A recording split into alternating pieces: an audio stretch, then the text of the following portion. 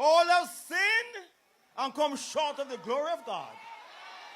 Reid and Pinnock are jointly charged with Sharon Reid, Cheryl Reid, and Kim Brown Lawrence, the JLP councillor for the Brownstown division.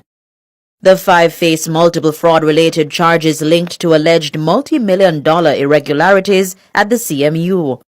The charges include breaches of the Corruption Prevention Act, conspiracy to defraud, misconduct in public office, and breaches of the Proceeds of Crime Act. Andrew Holness and the Ruel Reidization of Jamaican politics.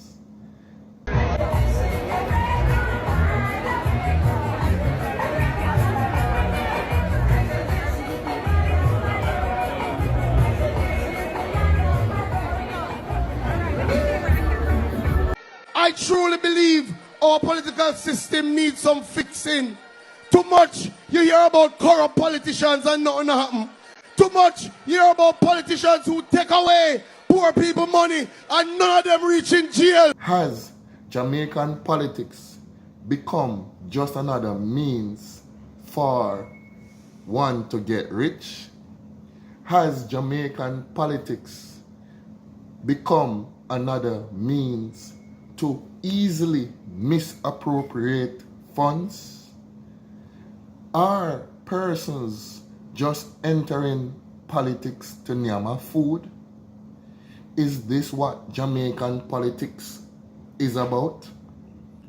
Should politics be about nation building, or shouldn't it be about nation building? What is the motive of a man who decides to serve? Is he serving just to fill up his pockets and build big houses and get contracts and get a cut of the contracts? Or are the projects there for the service of the Jamaican people? Or are these projects just scapegoats, or a means to say you're doing something and then you name a big food? Is Jamaican politics doomed? Is it much ado about nothing? Are most Jamaican politicians hypocrites? Do they really hold these contractors accountable? And to all Jamaicans, I have one question for you. Take a look at your communities. Take a look at the sliding dollar. Take a look at the failing healthcare and ask yourselves, where is the progress? Where is the progress that this arrogant and disrespectful government keeps talking about? With this existing callous government, matters have gone from bad to worse. Do we hold Jamaican politicians accountable? Do we hold the contractors accountable who should be fixing the road with 4 or 5 inches worth of barber green, and they put half an inch, and as soon as the rain falls, the road is dug up and worse than it was before? Is Jamaican politics a laughable matter? Can Jamaica recover? Can we ever get it right? Are we still caught between socialism and capitalism? And if we have chosen capitalism, have we just chosen modernization, where we import goods and products and we don't build anything, we don't design anything? Our export economy is weak. Recently, when the politicians raised their salary, saying it is to attract the best of the talent, what has this talent given us? What is the return on investment on this talent? Now, Ruel Reid once was a rising star in the Jamaican politics until, like Satan, he fell from grace.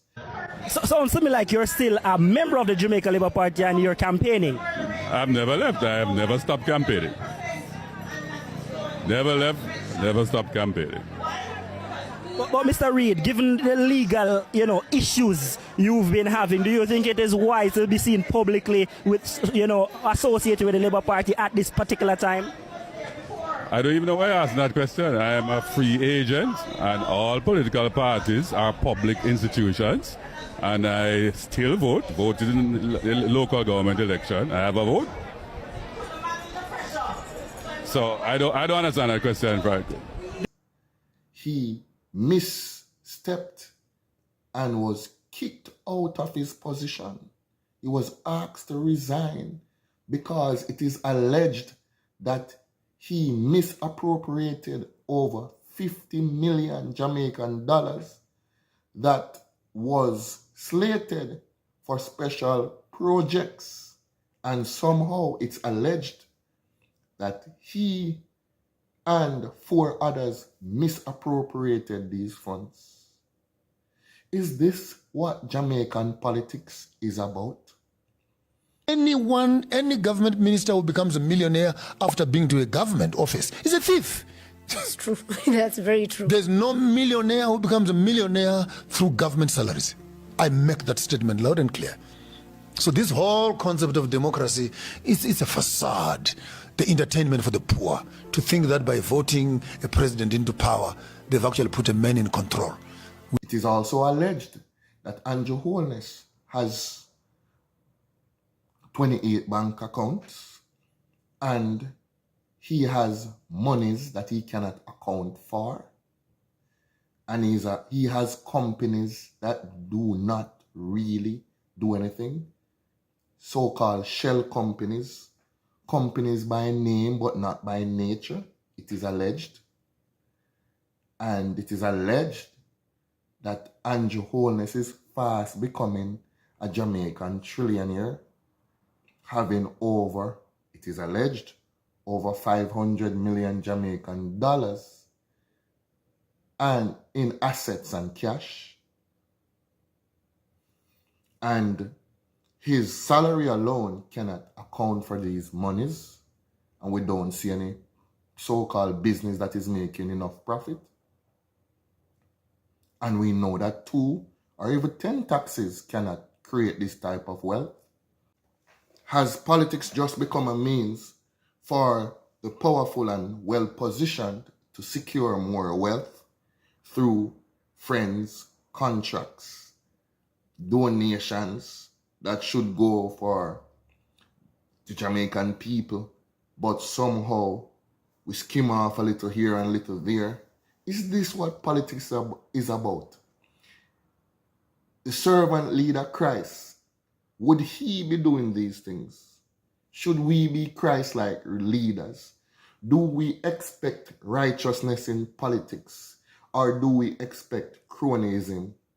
Should a politician decide to win the election by all means necessary?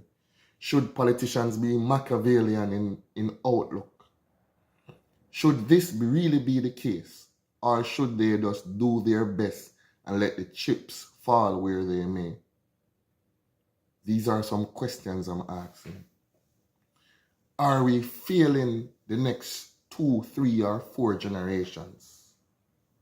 When are we going to hold our politicians accountable?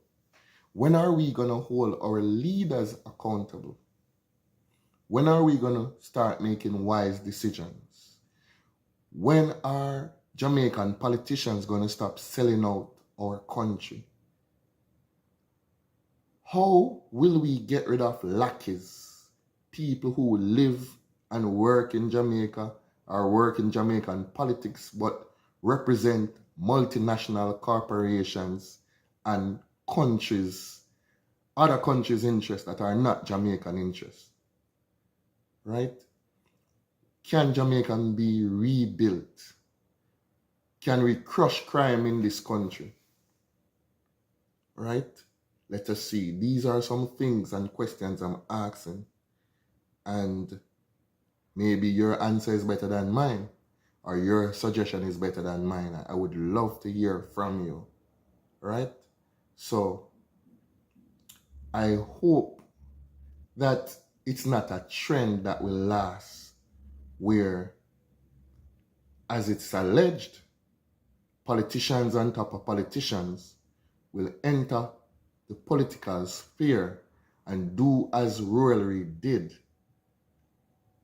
or allegedly did, and skim off some money that was meant for the Jamaican people, our future generation. He was the Minister of Education, and look what he did, or allegedly did. All right? These are some thoughts. What do you think?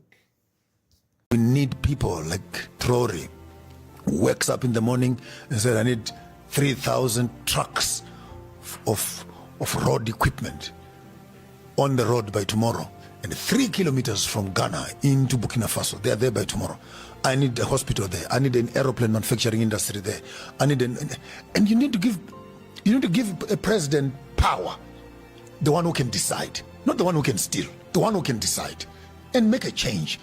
We look at our countries. Look at Kenya, almost 50 years of independence. 60. Look 63 actually. Look at Ghana, 63. Look at Zimbabwe, 40 something.